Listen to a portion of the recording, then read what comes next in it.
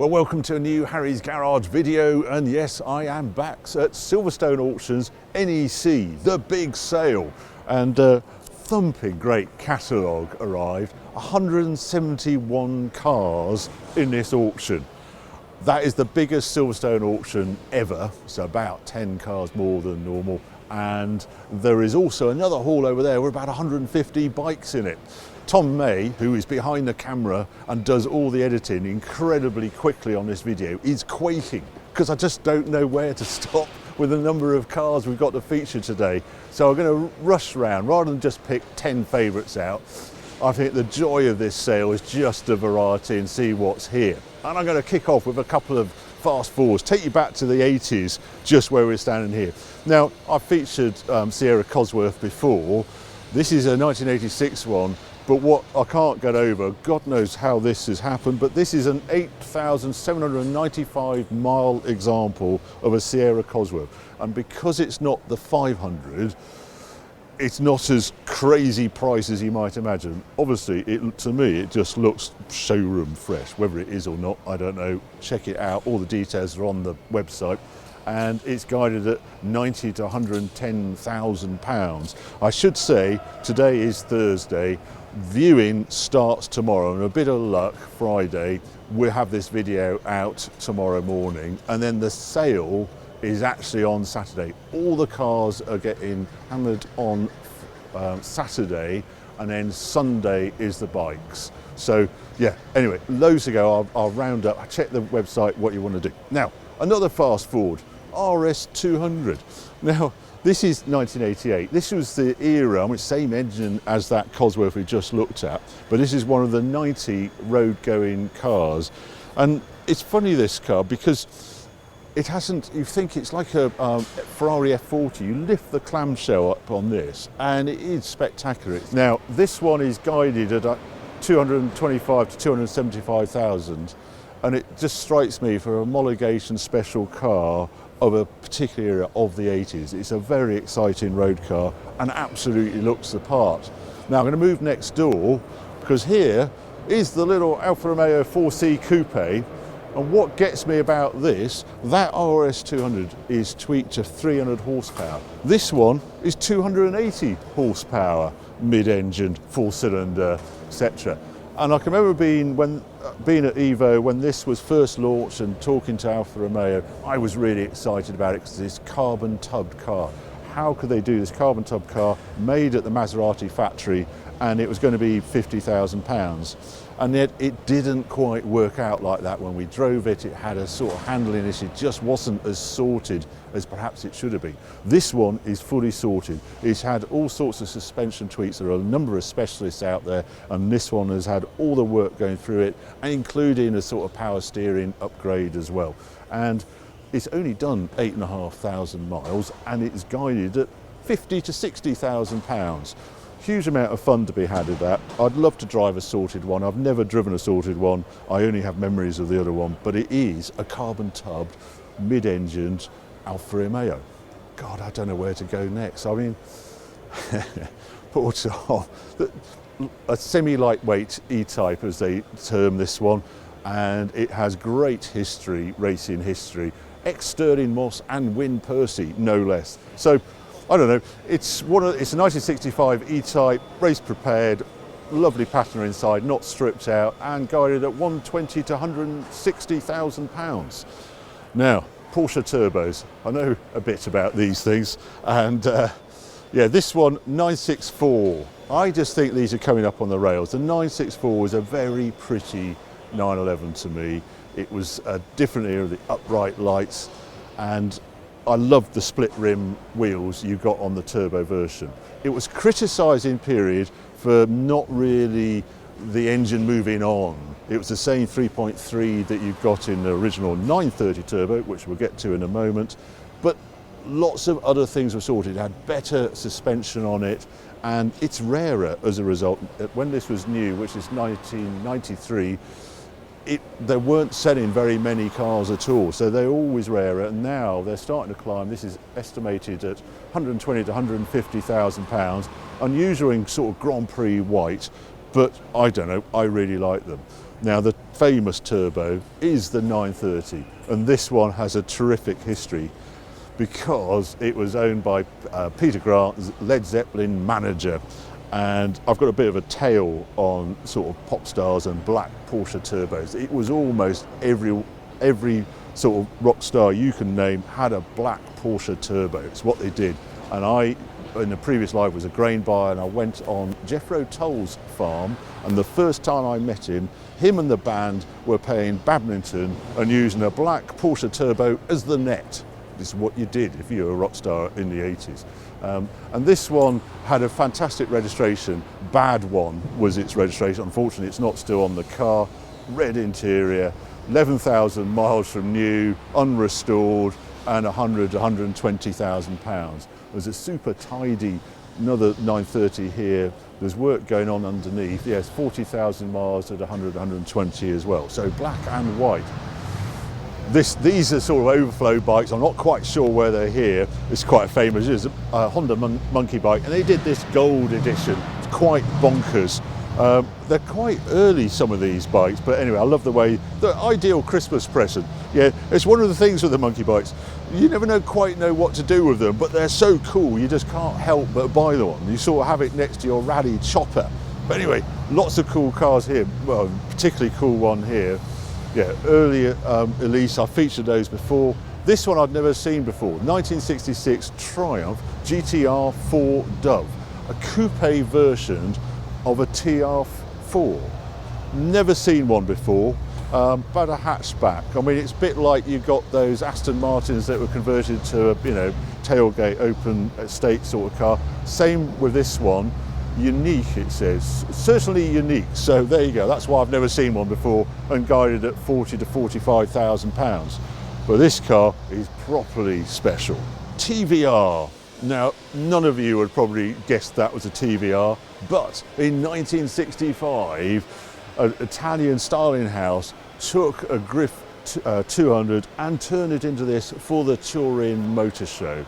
This very striking body. You think this is 1965, and underneath there is a Ford V8 engine, Holycarb sitting on top.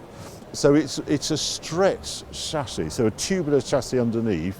I first saw this on the Cartier lawn at the Goodwood Festival of Speed, and I just couldn't believe this was in TVR's early history. And here it is, entered in the sale, the one-off chance to buy the right-hand drive version, the only one in the world, and it's 13,000 miles from new, guided at 80 to 100,000 pounds. But it's one of those cars you just know you'll be invited to every event because there's nothing like it, and it looks really good to my eyes. As does this Jaguar Coupe. Now I know a little bit about this Jaguar Coupe because it's my car, and I've entered in here. I had two Jaguar Coupes I bought 2014. I was going to restore one, and I couldn't decide between the two, but I went for the manual one rather than this one of a new automatic gearbox. This is for restoration, but it is complete. I put it in as no reserve, and you can see it's a bit flaky here and there, so the bodywork does need work, but they are rare cars, Jag Coupes. That's why I've sort of hung on to it, but I'm not going to restore it. I did think I was going to do another manual, but I've got so many other projects on at the moment, so it's up for grabs, as is this Porsche. Now, this is quite interesting because most people, if they modify a Porsche, I think there's way too many 2.7 RSs in this world, recreations. This one is actually the 993 Carrera 2 RS. And I think that's a better model to do. It's more usable. It almost needs a little bit of finishing off, but a nice idea, guided at 50 to 55,000 pounds. And then you've got two Porsche 2.4 S's here, and one in Targa form, one in coupe form. 2.4S, it's sort of the understudy to 2.7 RS, but nice to drive, and this one has actually got the 2.7 RS engine spec. So this would be a little bit more, I would have thought, 100 to 120,000 pounds for that Targa, and this one, 120 to 140,000 for this 2.4S. Yeah, everything in Porsche land seems to be expensive these days, but not so in Lotus land. And I have desperate to feature this. This is a Esprit S2. Now, people sort of worship the S1 for the purity, and it had the wolf race wheels on it. The S2, I just think, is a really good looking car, and they sorted a lot of the bugs out that was on the S1. This one is normally aspirated, so it's not turbo, so you get the glass screen at the back, and not such a crazy, impossible to source upholstery in the cockpit there, and well priced. This is 1979, the edgy Giario styling absolutely looks the part, and guided at 32 to 40,000 pounds. I think it's spectacular value for money, absolutely looks the part, and having lived with my Esprit, they are magic the way they go down the road. This is pretty special as well. I couldn't believe I recently drove a Maserati SS, had that bronze one in, and it changed my mind on this car. Really nice V6. Howls. This was during the Citroën takeover. This is how you spot an SS, unlike Mr. Clarkson, he didn't spot that you actually have to have a vent there. And it has powered brakes and power steering and things, so it's sort of an easy car to live with. And it has 2 rear seats in it. Very pretty, very striking. Guided at 45 to 50,000 pounds, 49,000 miles. Yeah, they are still not really catching fire on value, but look at the design. Same with this Mondial 8, Alfa Romeo Mondial 1973. This one has had a thorough sort after buying it and went back to its original colour, which is a bronze metallic. A metallic orange doesn't actually give me the name of what the colour is. A very striking car. The V8, it was something that was a one-off for Alfa Romeo. They sort of thought, oh, is this a direction to go in? And they ended up just doing the one model and went back to, you know, lower price models back in the day. But looks good, 73, fresh from recent restoration, 65 to 75,000 pounds. One of my favourite Ferraris, and I'm so glad these are getting recognised. This is the Ferrari 308 GT4 Dino. I used to race against one of these when I raced my Elan, and it was a very neat handling. Everybody goes for the 308, but a regular 308, but a GTB, but the 308 GT4 stretched the wheelbase a little bit, and I think they are a better handling as a result. The trouble is trying to find a good one, because they love to rust, and they can look smart on the outside and then not be so smart if you start looking under panels and things.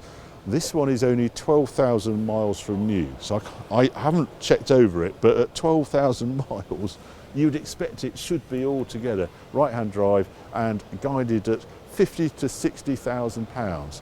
Got a metal sunroof as well, I've never seen one of those.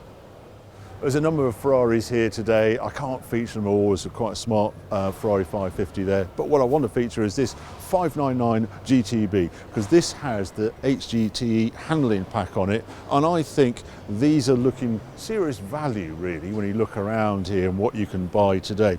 Now, the handling pack gave you these split rim wheels, that's how you sort of recognise it. Also gave you some really good suspension mods worth having, it's just as models progress. This one has this Bordeaux sort of interior, looks good. Went to Singapore to begin with, right-hand drive, came to the UK 2016. Not that many miles, 14,000 miles from new, this one. Looks good and is guided at 80 to 100,000 pounds. There's actually another 599 over there. If I get time, I'll feature that, and that one's a little less. That's sort of red with a black roof. Another car. Where do these cars come from? So 348 TS, this means it has the Targa top there. Lot of period they were unloved, but I always look at Spiders and later ones because they did make some mods to suspension and made them less sort of unpredictable handling. But longitudinal V8, I remember doing a test of all V8 Ferraris and we were very surprised by the 348. Don't believe everything you read. Lots were modified in period and are much better today. But this one has only done 1,895 miles, a 91 car, and guided because of that at 85 to 100,000 pounds. I couldn't believe this TVR5 here, how high the guide was. And then I saw the mileage is 7,500 miles, and that's why it's guided at 70 to 80,000 pounds. Basically, the TR5 is the TR4 with the TR6 straight 6 engine in it. A very rare car, basically as new condition. There's a lot of Astons here, and there's a Jensen Interceptor there I'd love to feature. I can't do them all, but I might well feature this one. This is a Carrera RS N spec. So someone is in a bit like that RS Carrera 993. This is a similar sort of thing with a 964. So gone beyond Carrera RS spec and to N spec, which was basically the race spec. So even more power from the engine. I can't tell you how much. Full roll cage in the back and guided fairly sensibly for all the work that has been involved to make this. 70 to 80,000 pounds, about half the price of a good Carrera RS today. Come to a different corner now. I just wanted to show you that there's a Clio V6 Phase 2 in acid yellow, a very unusual colour. Only 21 of the 1,300 Clio V6s were finished in that colour, and about 8 came to the UK. You won't see another one in that colour. I haven't looked. They are getting expensive though. I think it's in the 70s, the guide on that car. Better value, I think, is this 599 GTB. I mentioned it over there. This one's sort of been made to look like the GTO version in red, 30,000 miles, 60 to 70,000 pounds for that 599. Or you could buy this at similar value, a V10 Audi Coupe. Unfortunately, this isn't the manual version. This has got the Steptronic gearbox, but mileage 419 miles from new, guided at 60 to 70,000 pounds. Or do you want a Mitsubishi Evo?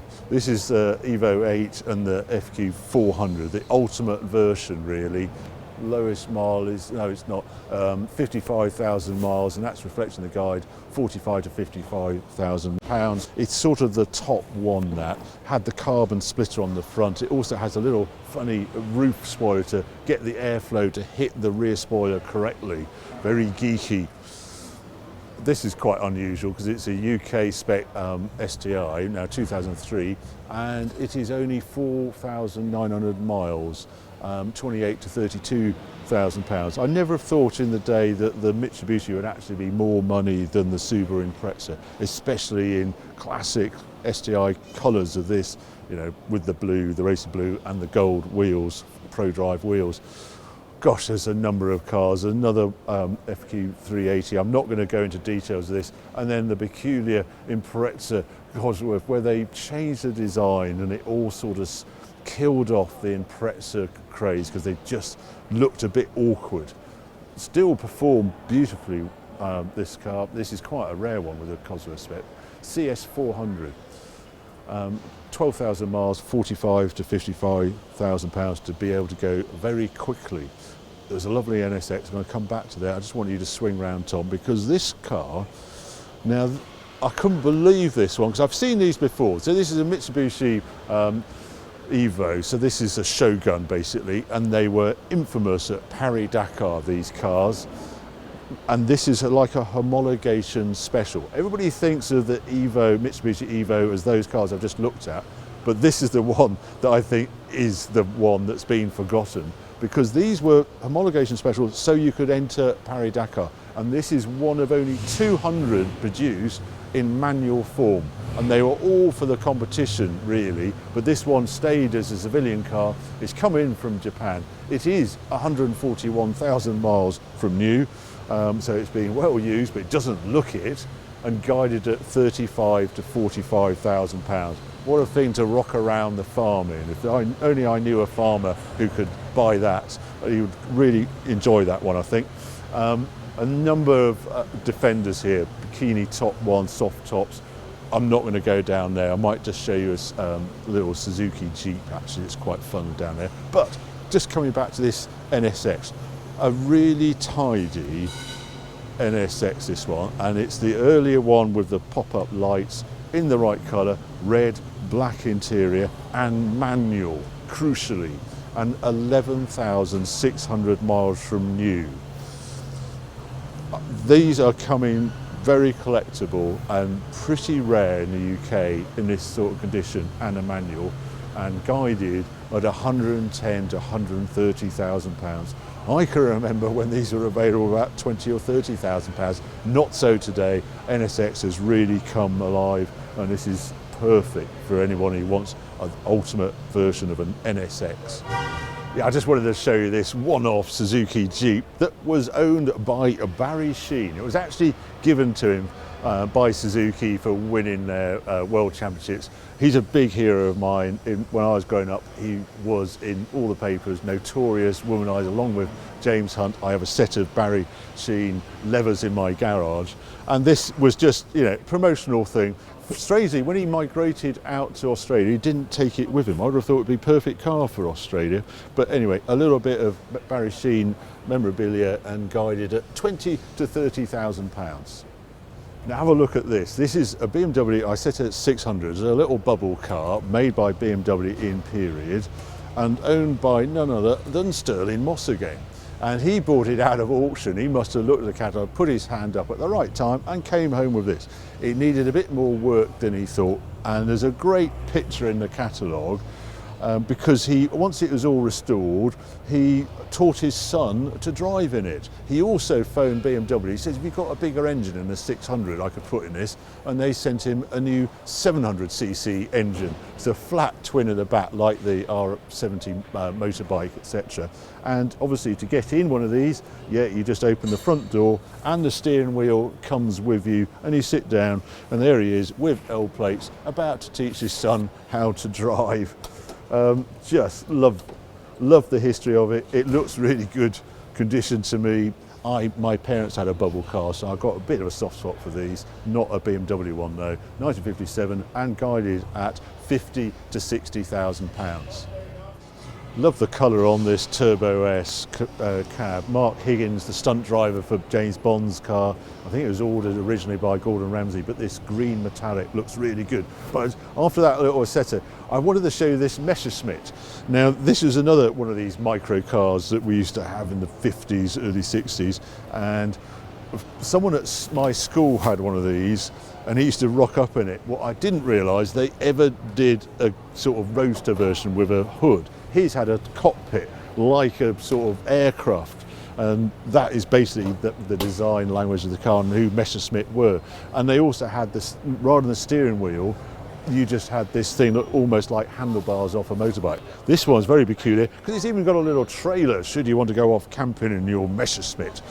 Quite like the way they've upholstered this one. It's got I hope fake snakeskin upholstery, and it is guided at 32 to 38,000 pounds.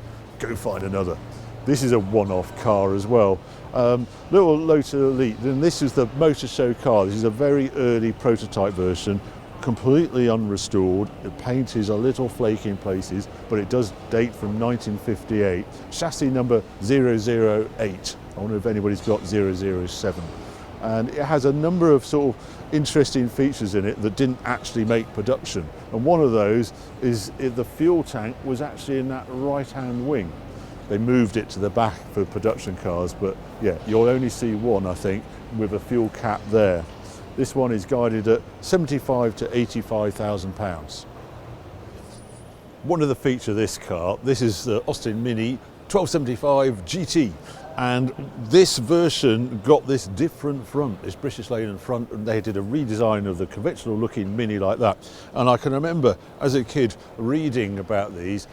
They actually took more horsepower. They were less aerodynamic, and it took about 5-10 horsepower more to get that beyond 100 miles an hour than a normal Mini, which I really like. But today, I think that looks really smart. I sort of recognise the registration because CA was Birkenhead, which is where I was brought up. But they just look sharp to me in a different take on Mini. This one is absolutely spectacular condition. Huge amount of money spent on it, on restoration, and guided at 22 to 26,000 pounds. I think a lot more of that than that has been spent on the restoration. Absolutely superb looking car, looks terrific in black, Cobra seats in it as well. Really quite tempted because I want a Mini one of these days. Mini Traveller, it's what my parents had. I grew up in one of those without the wood. But I want to show you this one. Now, BMW 3 litre CSL. This is a 1973 car, and I can't tell you how amazing this seemed in 1973. Straight six engine, lightweight, the CSL, without the Batmobile sort of big rear wing on it, but it had the bucket seats. And it was this strange mix of BMW quality wood interior I can see going across there. And this one has only done 65,000 miles from new, unrestored. And yes, they are collectible, and this one is guided at 130 to 160,000 pounds, but looks great in that colour to me, and a real period piece. Ah, the BMW M3, the E30 M3. Now, this is a 1988 example, early example, but when you look at it, you think, hang on a minute, they didn't have this extended front spoiler. That was on the Evo 2, and it's the same at the back. This one has been enhanced to look like the Evo 2, the 2.5. I can see it's got the seal down the bonnet here for that extra bit of aerodynamics. It's a North American M3, it says, first registered in this country in 1989. It's even got, I don't know if the door's open, but it's got the trick seats from the Evo 2 with the belt buckles in here.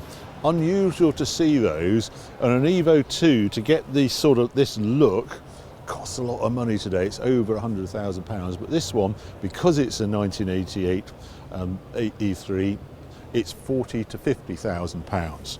You could weirdly get more money for it if it went back to standard 1988 look, but I think it looks terrific in that red and with those extra bits on it as well. Another car you probably never see again, a Zack-Speed Capri Turbo, no less, RS 2.8T, 32,000 miles from new. Zack-Speed, it's German tuner, because there was all the racing done in Germany with the Capri. Looking at it here, fat arches on it, trick rear spoiler. I have never seen a real one. I've only seen them in magazines, and it's got Ford RS seats in it as well. No idea anything about it, but such a rare car and really clever bodywork on it with this pumped out look, quattro almost look. Guided at 65 to 75,000 pounds. There are so many cars here that just spin round there, Tom. There's an unusual one. Look at that, VW Beetle. Hang on a minute, why is it on an 03 plate? Well, it's because it's one of the final production from Brazil, and this is 2003 this hit the road. Mileage 679 miles, so if you want a brand new Beetle, here you are. It's offered without reserve. If you want a really shiny, good condition XJ Coupe, but a 4.2, there's one. So don't buy mine, buy this one.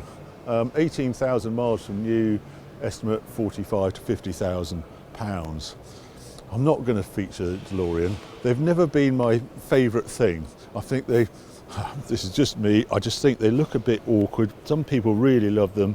The stainless steel bodywork annoys me, but they have a huge following, and I'm just not one of them. And there's a really interesting one down there, which is a right-hand drive one of three AXI, I think they term it because of the number plate, that was made in period to experiment with right-hand drive, a bit more horsepower. But this one, 1981, manual, left-hand drive, and 20 to 25,000 pounds. An unusual Alfa Romeo 2600 Sprint. Alfa looked at going to a larger car than the sort of 105, the little, Alfaholics type Alfa, as we all know, with a 4-cylinder engine, and they did this 6-cylinder version. It came out with 4 cylinders to begin with and then went to 6 cylinders. Interesting, if you open the door, it's frameless, which is unusual on this sort of size car. So yeah, a bigger Alfa, and it has a straight 6 this one with triple Webers on it. It looks like a Jaguar XK sort of engine or an E-type engine in it. This is the first lot to go through 1963, the big forgotten Alfa, and offered without reserve. So who knows? That's the noisiest car I've ever heard, this Mustang. This came in when I came in yesterday, brought my car in. Huge amount of work, monster engine in it, Trans Am shaker next door to it. There is a number of American cars I wanted to feature here, but they're in the dark corner over there. There's a Challenger with a crazy engine, 8.3 litre engine in it, nearly 600 horsepower. But yeah, quite a number. A friend of mine is very keen on this. He has a lovely, he has a huge collection of Ferraris, and he's rocking around one of these. He just got it on a whim, but I don't know how much this is guided at, this Trans Am. Yeah, 30 to 35,000 pounds, and it's got the crazy roof in it as well. Yeah, see-through panels to come out there. And he's just loving it. There's such a contrast to all these Ferraris rocking around in a 6.6 Trans Am. If you want to do that, well, here you are, guided at 30 to 35,000 pounds. We've just popped down to the Silverstone auction bike sale because my 3 bikes are just coming in now. But I wanted to show you the sort of variety of bikes on sale here. MV Agusta, pure styling. Almost over function, but beautiful bike. I've always loved the exhaust on this one, open wheel. And then some very special Honda. These are by the HRC. So this is a 2-stroke. I want to say it's a 400. I'm not quite sure what size engine it is. But this V4, this is a 400R, very famous bike, very collectible. But there's everything here. Look at these sort of Villiers dot trial bike here from 70s, the Triumph Cub there if you're into that period. There's a Benelli 6, I think there's 2 Benelli 6s here. But there's also my Guzzi and a Cagiva Elephant, these 2 bikes I've brought in. I bought this one on a complete whim, this V65 Moto Guzzi. You will not find another one in the UK that looks like that. A proper Guzzi sound, not very good off-road. So it didn't really suit how I wanted to use it. I just wanted to experience the Moto Guzzi V Twin. And then I've got this Cagiva 750 Marathon UK bike, slightly scruffy, but absolutely on the button. Rides very well, and just with a Ducati engine in this off-road enduro type bike. And you've got to remember that Cagiva did win Paris-Dakar 2 years, 94 and 95 and 1990 on Cagiva Africa Twins of a 900. That's the 750. And there's one I did Sand Raiders on this year. I'm putting that in the sale as well because I'm having another special bike built for Sand Raiders 2023. But anyway, the bike auction is on Sunday. Cars are on a Saturday, but the bike auction all happens on Sunday. And I think there's about 151 lots here, all on the website. Anyway, let's go back to the cars. Just want to show you a couple of cars down here. I'm not going to stay on this one very long because I've never seen one before. Not sure if I actually want to see one again either. This is the Bricklin SV1, sort of built to, with these impact bumpers. I cannot understand what this car is all about. It's very rare, fortunately. I don't know how many there are. They're believed to be the only a couple of running Bricklin SV1s in the UK. Estimate 22 to 30,000 pounds. Moving quickly along. I like this one. I've always liked 240Zs, almost same era. That's 1975, that Bricklin. This is 1970. And this is when this is when Datsun came along with this straight 6 engine, this coupe, and sort of took on the Capri you see down this line in the UK. This one's fascinating. This is from the US, a very early car that's been brought over and completely restored. It's now turned as turnkey already, 37,000 miles and offered without reserve. Be very interesting to see what that makes. There is so many fast forwards at this sale. There's also a taxi which we can't understand. I do like this Escort twin cam though, the Mark 1 Escort in twin cam form. It's mad that they used to make this, because you know there's no luxury inside. Yeah, you've got the 4 extra gauges on the dash, so you've got the speedo and rev counter and then these 4 sides. It's almost the only way of spotting it. It's got the same wheel, bit more rake on it, and the wider steel rims on it. Expensive as ever. 40 to 50,000 pounds for 31,000 miles from new. 1969, yeah. Rover SD1 Vitesse, and this has got the twin plenum chambers, which is the hot one basically, in red. Just looks all original to me. 67,000 miles from new and offered without reserve. But look at the row of, this one.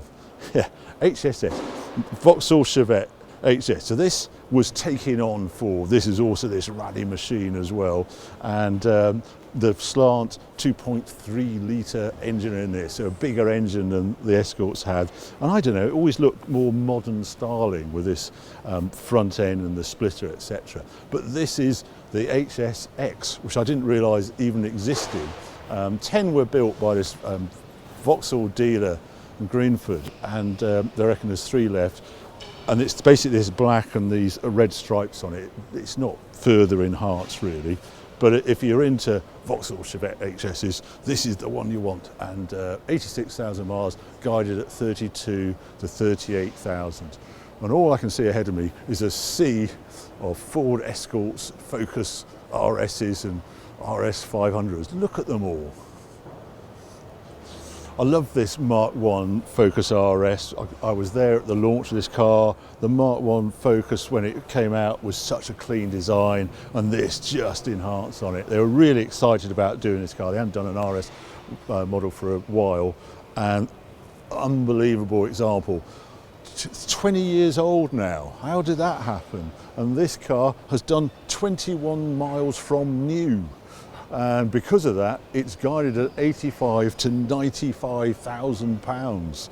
Maybe we should have tucked a few of those away back in the day. But you think that's low mileage? Have a look at this one. Focus ST from 2007. And this one, well, this is the ST 500, quite possibly the lowest mileage Ford ever offered at auction. This car has done 0.3 of a mile since new, and that was 2007. Estimate is 40 to 50,000 miles. This is taking low mileage cars to another extreme. They're all down here. There's quite a number of low mileage cars. This Focus RS Mark III, 901 miles from new, 38 to 44,000. Slightly odd colour. I've never seen that blue before. Have seen the white here with this Ford Focus Mark II. 2010, the launch was out in south of France, and I went out there with Henry. I think I took an Enzo out, which is a bit of a mad thing. We were saying how hot is this Focus RS, and 958 miles from new. But if you wanted a Focus RS, but this 950 mile example is a bit leggy for you, don't worry, there's this one. There's another one, 2010 Ford Focus RS, mileage 54 miles from new, 55 to 65,000 pounds. I'm not going to cover any more, but there's black one, there's a green one, there's another matte black one over there as well. If you're after a Focus RS, this is a place to be here on Saturday. Tommy Mackinnon, Evo 6, this year 2000, this is really the one that started it all. We looked at those ones over there. This is the collectible one, it seems, in this world, and 70 to 80,000 pounds for this 30,000 mile example. There is a Dodge Charger hiding in the back there. I can't get anywhere near it, but I'm going to, Tom won't like me, I'm just going to go back here, the darkest corner in the sales room, because this one, 1968, 565 horsepower, modded 8.3 litre engine in it. All through this car has been sort of enhanced, shall we say. It is, I think it's the automatic gearbox in it. Mileage 22,000 miles, Dodge Charger RT, and valued at 60 to 70,000 pounds. One of these days I'm going to have a go in one of these because they look utterly nuts. Plymouth Barracuda. Oh, this one. This is a proper works Mini.